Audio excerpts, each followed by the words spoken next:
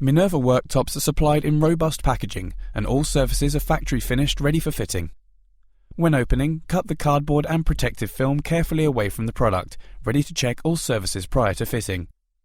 If your installation uses more than one worktop, you must check for color consistency.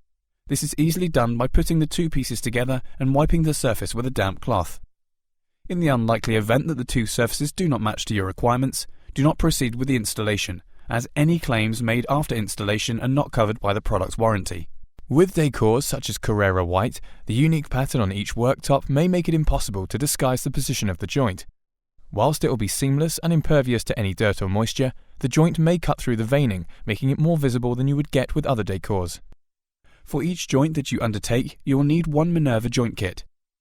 Each kit contains everything you need: isopropyl alcohol wipes, colour-matched 2-part adhesive sachet, 3 grades of sandpaper and red abrasive pad for finishing, MDF blocks, and a copy of the installation, care and maintenance booklet, which should be used in conjunction with this video.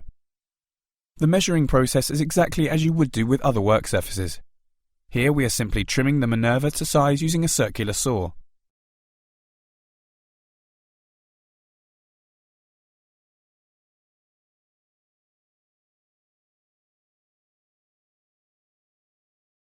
Next, a straight edge is clamped to the surface in order to cut the female side of the joint.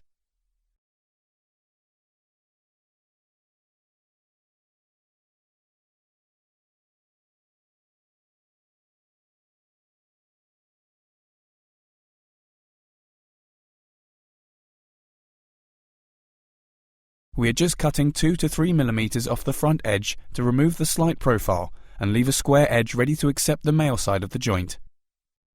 The male side is cut with the board upside down.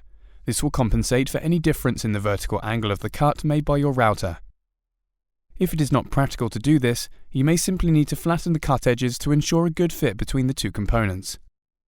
With the male side turned face up again, the end is sanded slightly to match the rounded part of the female joint where the cut starts. Each face is keyed slightly with 120 grit paper on a flat sanding block.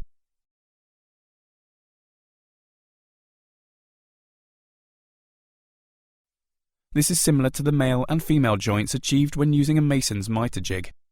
With the worktops in situ, then check the fit and level of the join. Remember, if the dry fit is not perfect, then this will affect the quality of the finished join. For most of this demonstration, we will be using the MDF block method, but an alternative is to use seam setters or joint pullers, which use vacuum suction pads and a series of adjustable controls to assist the jointing and leveling process.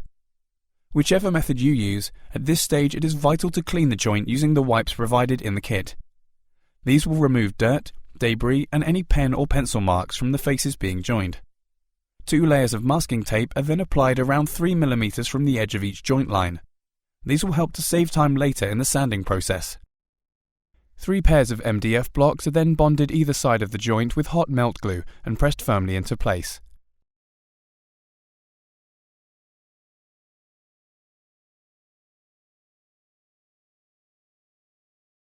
With the joint prepared and 3 clamps ready to use, the adhesive can now be mixed. The grey divider is carefully removed and the adhesive mixed in the sachet, ensuring that the 2 parts are thoroughly mixed. A small corner is cut off the sachet, which is rolled up, to pipe the adhesive along either side of the join.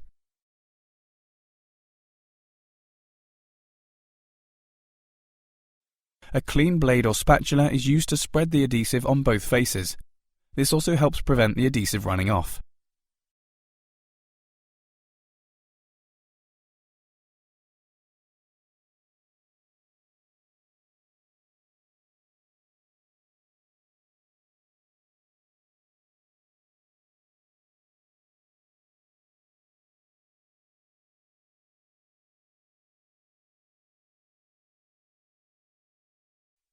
The 2 worktops are pulled together, pulled apart slightly, and then more adhesive applied to the top edge to fill any slight gaps in the bead.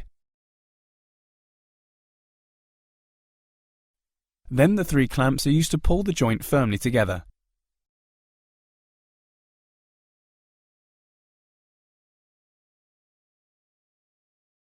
The level of the join can be checked with the spatula at this stage and any minor adjustments made. The working time of the adhesive is around 8 to 10 minutes, depending on the ambient temperature. The spatula is then used to remove excess glue from the joint. This is only lightly passed over the surface, as it's important that the adhesive is left on the surface to allow for the shrinkage that will occur as it cures. While the adhesive is still wet, the masking tape is removed, leaving a narrow bead of adhesive. This is also a good time to remove any excess that may have oozed out from the inside corner of the joint, as this can be tricky to remove once cured.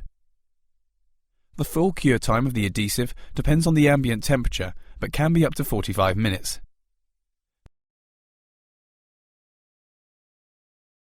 The MDF blocks are simply removed by lightly tapping with a hammer. Then the remaining bead of adhesive is sanded off using a random orbital sander and the 3 grades of sandpaper. 120 grit, then 240 grit, and then 320 grit, each time working in a slightly wider area in horizontal and vertical sweeps, and ensuring that excess dust is removed each time the sandpaper is changed. The final stage is a wet process using the red abrasive pad. The speed of the sander is slowed and the extraction removed. The finished joint is wiped down, cleaned with a damp cloth and checked.